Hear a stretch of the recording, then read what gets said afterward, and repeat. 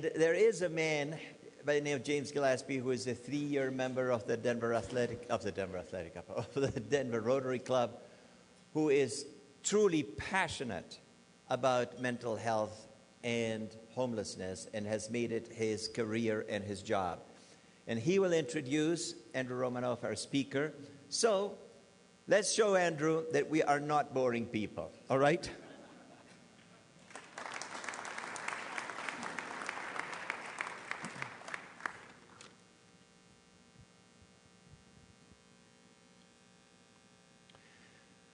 According to national statistics, in the time that it has taken us to park our car, enjoy our lunch, and have this meeting, 2 veterans in the United States will have committed suicide. Why should we, as Rotary, care about mental health?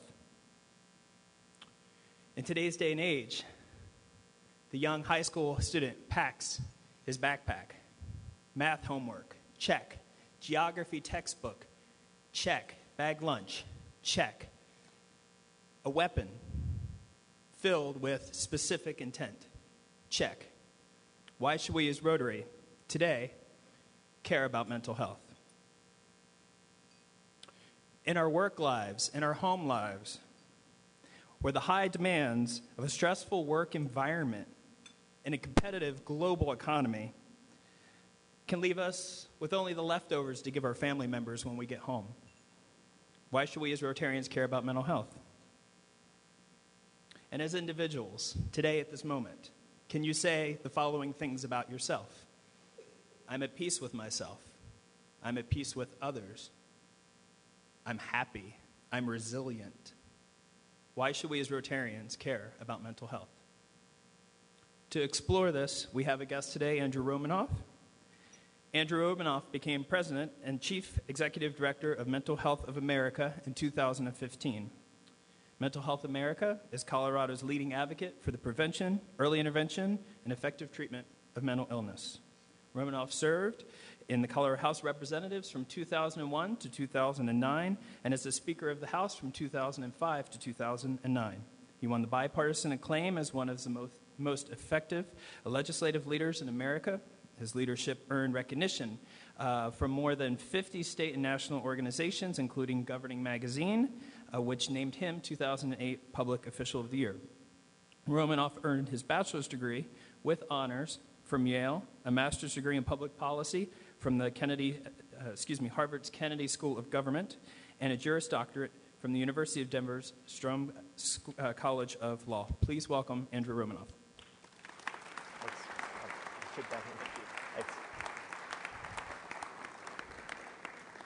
So I've gone from running the House of Representatives to running a mental health organization. You can supply your own punchline at this point. I want to tell you, just by way of introduction, and thanks, James and Andre both, I got interested in this cause at an early age. When I was a kid, my mom was a social worker and a Democrat. My dad was a prosecutor and a Republican. It is not a combination I recommend. They got divorced, but it does tell you something about where you might want to make a difference. So when I joined the state legislature, I signed up for the Health and Human Services Committee in honor of my mom, and the Criminal Justice Committee in honor of my dad.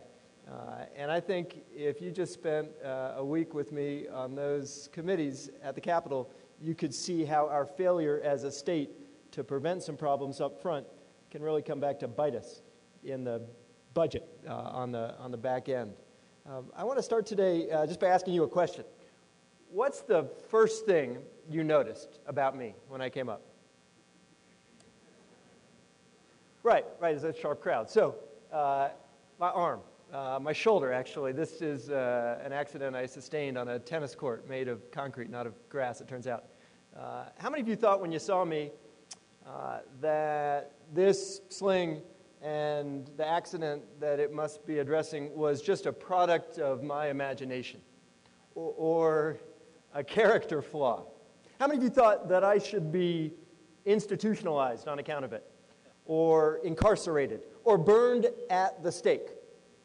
That is essentially America's approach to mental illness over the last 400 years or so. And it's worth asking why. And what's the difference between the thing that's wrong with my shoulder and the thing that's wrong with so many other parts of our bodies. Now, if you take a look at this accident, you can see it. You can even x-ray it. You can touch it, although I'd rather you didn't, if that's all right. You can understand it. You can appreciate it. Maybe you've even experienced it. But in a way, it's not that different from what might happen to a human brain. Let's see if I can go back a second here. The difference, of course, is that when we speak of brain disease, we're talking about something that is harder to see, harder to understand, more mysterious. It's an organ that's more complex than other parts of the body. And as a result, sometimes we treat brain disease, brain disorders, mental illness differently than we treat injuries or disorders of other parts of the body. And that's what I wanted to talk to you about a little bit today. I want to talk to you about how we go about mending Colorado's mental health. And if you have to take off or nod off at some point, let me just cut to the chase. Not that quite that fast, though. Is it me? Is it my arm? Should I use this hand? I want to talk a little bit about screening, services, and support. Why we ought to be promoting universal screening. All right, now I know that's not me. I'm moving it. Yeah. I want to talk a little bit about how we promote, first, universal screening. Let's take a look at Colorado's population. If you took a look at all 4 million adults in the state, you'd find about 5 to 8% suffer from a serious mental illness, bipolar disorder, schizophrenia, an illness that's so severe it interferes with or limits basic daily life activities, 5 to 8% of the population. Somewhere between 20 and 25% of the population in a given year will experience any kind of mental health or substance use disorder. And if you extend that across the course of a lifetime, you're talking about roughly half of the population of this or any other state. This is a problem that is widespread. The good news is the symptoms of mental illness manifest early. If you screen for it, you can detect the symptoms in half the cases of mental illness by the age of 14, and in 3/4 of the cases by the age of 24. At Mental Health America of Colorado, and I hope with Rotary support, we believe screening for mental illness ought to become routine, just as commonplace when you go to visit a doctor or a nurse as checking your blood pressure or getting weighed. It's one way, in fact, to destigmatize the illness if it becomes a universal screening instrument. Now, of course, screening doesn't do you much good. Even a diagnosis won't help if there's no treatment on the other end. So James asked me to talk a little bit about one aspect in which Colorado has taken the lead in providing services, specifically crisis services. 2 years ago, in the wake of the tragic shooting at the Aurora Theater, the governor and the legislature decided to invest $20 million in creating a statewide crisis system to link what has been and still to some extent remains a fragmented system of emergency care.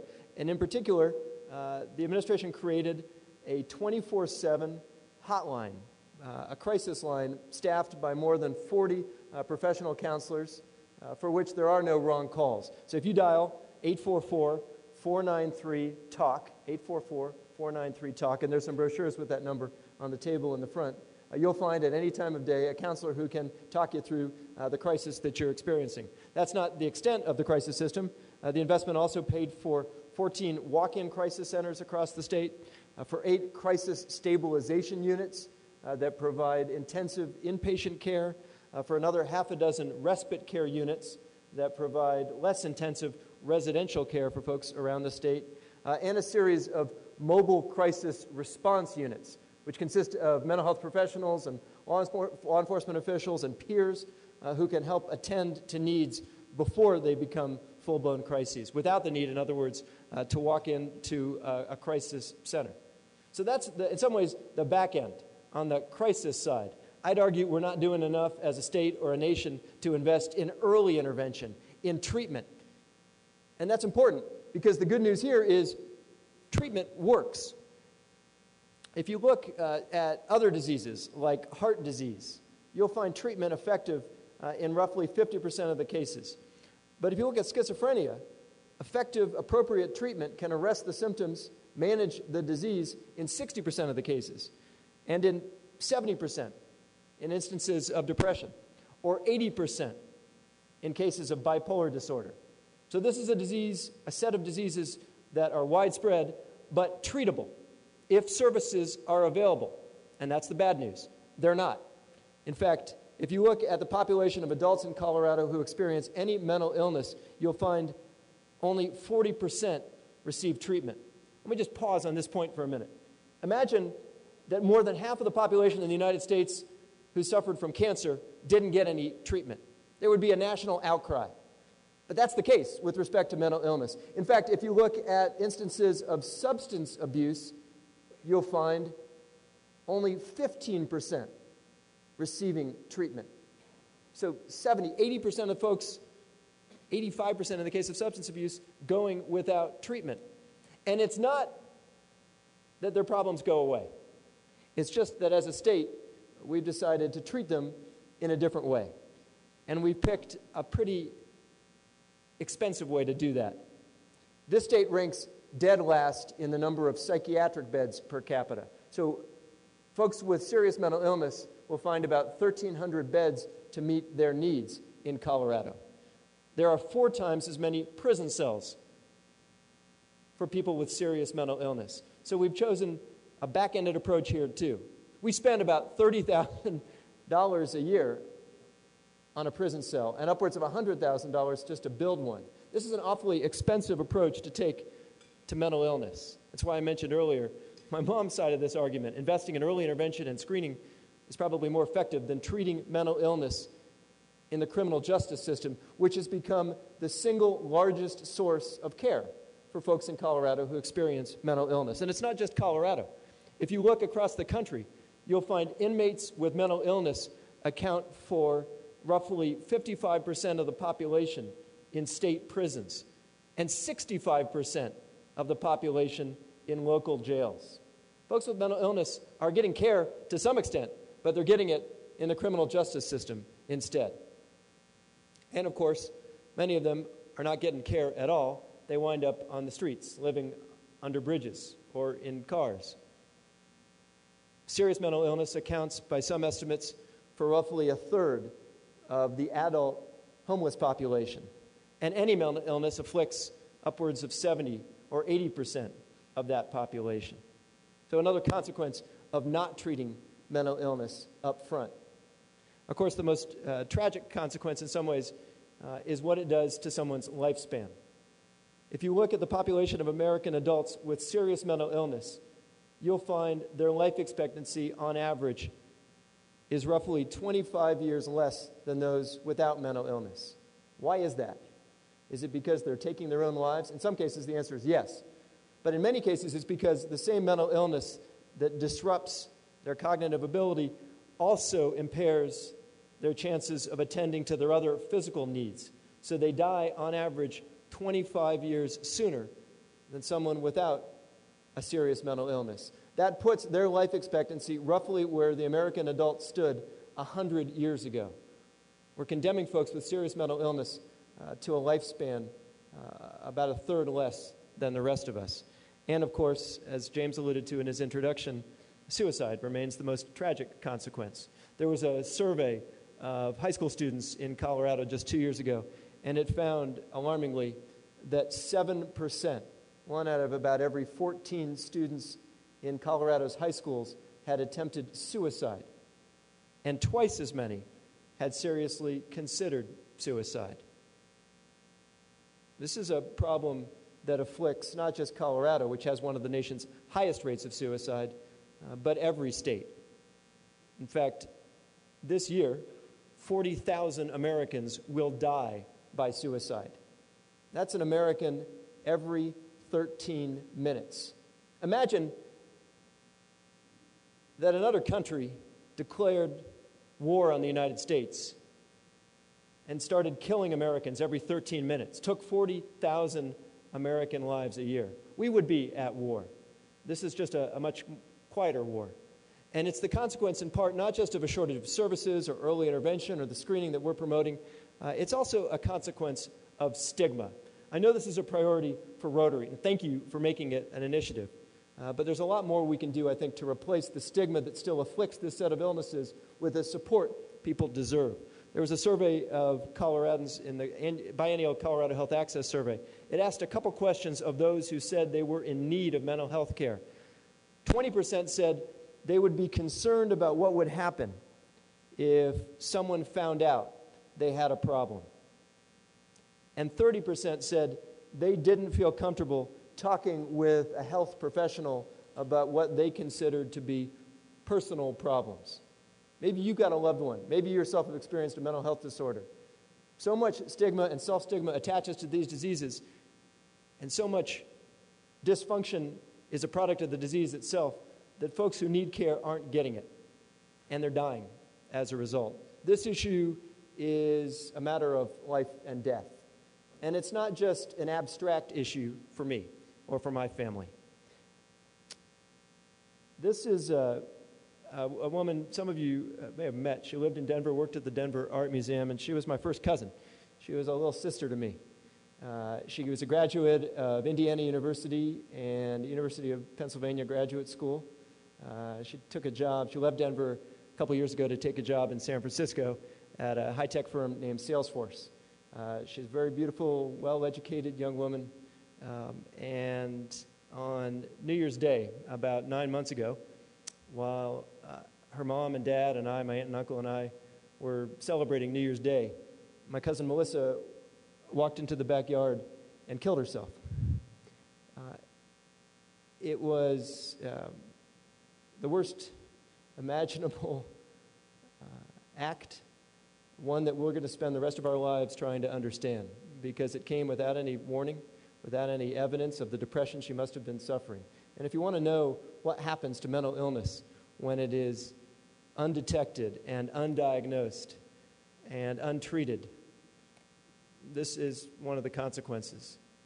Melissa, to me, is in some ways the face of mental illness. I recognize the media has given James Holmes that role. But the truth is, most folks with mental illness are not committing crimes or violent. They're more likely, in fact, to be victims of crime than perpetrators. This is a cause that touches every family in Colorado, every corner of our state, every part of our state government. And it is a crisis that I think we have ignored for too long. I'm glad that Rotary is making a difference. I recognize the work this organization has done in Colorado and across the world in treating and in some cases eradicating other deadly diseases. I'd argue this ought to be Rotary's next battleground, and I'm glad you're putting some resources into that effort. Let me just close with a couple thoughts about some of the tools to which you might turn. I talked a little bit about the Colorado Crisis Service Line, and again, you can find a card on the way out if you want to promote that number. I'd also encourage you to become trained in what's called mental health first aid. Some people call this CPR for the mind. It is an 8-hour course. It's free. You can find a location near you if you go to the website, which is MHFACO, like mentalhealthfirstaidcolorado.org. And you can get trained to recognize some of the signs of mental illness and appropriate ways as a layperson to respond and to help folks get the care they need. Frankly, I think everybody in Colorado ought to get trained in mental health first aid. I did when I started this job, and I hope you'll take advantage of that opportunity as well. The last resource is the organization I now head, Mental Health America of Colorado. We've been around for 62 years, and we're part of a national organization called Mental Health America. We're in the business of promoting access to services, better treatment, early intervention, and universal screening. You can learn a little bit more about our organization on our website, which is mhacolorado.org. The last thing I'll say is this.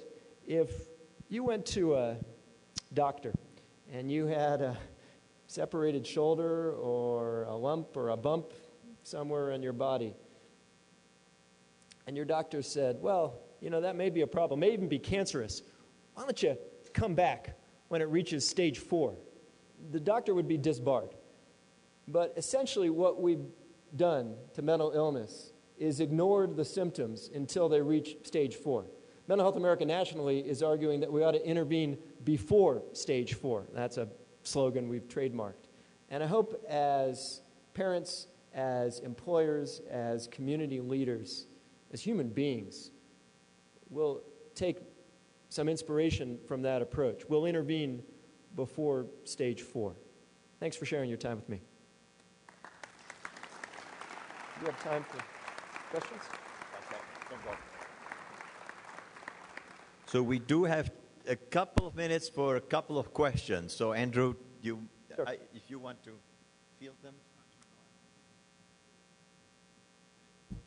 Just keep on holding the button and go to the screen. But just go ahead and ask a question. You repeat it. Andrew, thank you for being here today, and very sorry about your cousin. Thank you.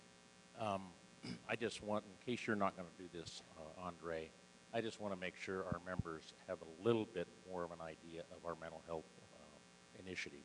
Our club, along with several other clubs in the district, a couple of years ago, decided we needed to do something about mental health, and in particular try to address stigma, although some clubs in the district are doing some other things. If you have an interest, contact me, contact James is involved. RJ Ross is not here, but he's involved. Chuck's out of the, Everill's out of the country, but he's involved. There are several clubs involved, and we are putting together a website with a variety of programs that clubs can put into effect. The other thing I want to emphasize is the disconnect, and Andrew, you may want to elaborate on this, between violence and mental health. That's what drives the stigma, and the press doesn't create the connection, but they don't dispel it. Yeah, I'm glad you pointed that out. And look, the story, man treats depression, resumes work, continues happy life, not a headline. Man opens fire in a crowded theater or flies an airplane into the wall of a mountain. That's a headline. So the disproportionate cases of mental illness producing deadly violence, which are the exception, not the rule, happen to be a lot more newsworthy. And I think you're right. That creates stigma. If you're suffering from mental illness and you turn on the TV and you see a story about James Holmes, the last thing you want to do is identify with him or acknowledge a problem. And I think what we're trying to do at Mental Health America is promote more representative and accurate and supportive accounts. We're not interested in whitewashing this disease because the truth is it can be deadly. But we want to tell folks a couple things. One, this is real. It's not a badge of shame. It's not a figment of your imagination. It's not a character flaw. It's a disease, a disorder. And eventually I think science will show the biochemical, the neurological, the physiological sources of mental illness, just the way that science has been able to trace the roots of other diseases. So the disease is real. Treatment is available. That's the second point. A lot of folks think, well, there's no good in getting treatment. I'm going to sit on a couch for the rest of my life and nothing's ever going to change. The truth is, as I suggested, treatment, if appropriate and timely, can work. And not always in preventing or curing the disease, but at least in managing the symptoms and helping folks resume regular lives. And unfortunately, the last message, of course, is that treatment remains in short supply for a number of reasons that we could talk about, and that's where I hope Rotary will put its shoulder to the wheel, if you will. Thank you for being here. I was wondering, I have read that years and years ago when we start closing down residential treatment centers for mentally disturbed people, now the jails are where we treat mentally disturbed people. I'm wondering what the position of your organization is about the need to reinstitute, resume having more residential treatment programs. Well, we believe there is a shortage of residential treatment programs, both in institutional settings, because Colorado ranks so low in psychiatric beds, and in non-institutional settings. And you're right, by the way. There was a wave of deinstitutionalization that swept through the country in the 70s, more or less. And the theory at the time held, if you shut down these state mental hospitals, where conditions were horrible, my mom used to work in one, community groups will spring up and take care of folks in those circumstances. That didn't happen.